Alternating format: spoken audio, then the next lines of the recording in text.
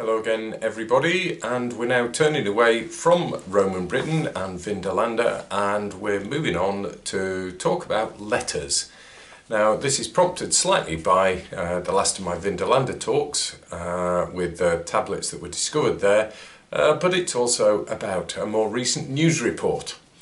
One of the things that's apparently happened during the virus crisis is there has been an increase in the number of letters written, not emails, not anything else, but actual physical letters and cards. From South Dakota to South Shields, the number of physical letters and cards sent has increased.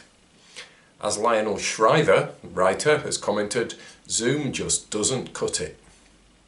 In the classical world, writing letters was really quite a big deal. An accepted and highly regarded literary genre, letters were edited, polished and published, and rather than finding their way straight to the recycling bin.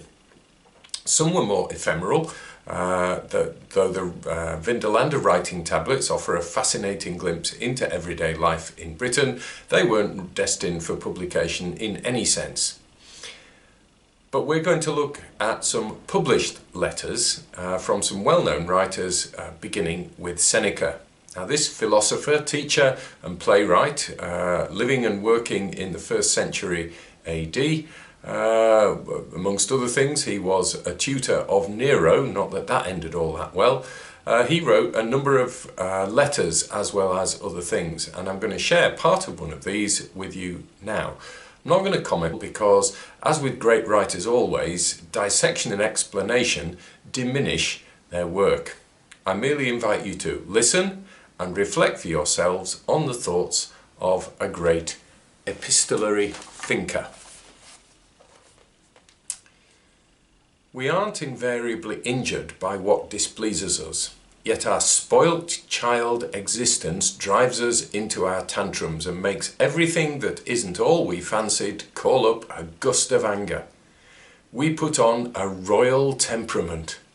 Despots, forgetting their own strength and others' weakness, will break into a white heat of fury over a pretended injury.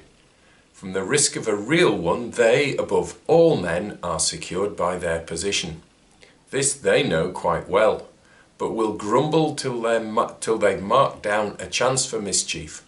The grievance is just an excuse for aggression. I don't want to keep you any longer, for you need no urging. A good character, amongst its other points, has this: content with itself, and so permanency. Moral evil is unstable. It changes often, not for a better shape, simply for another.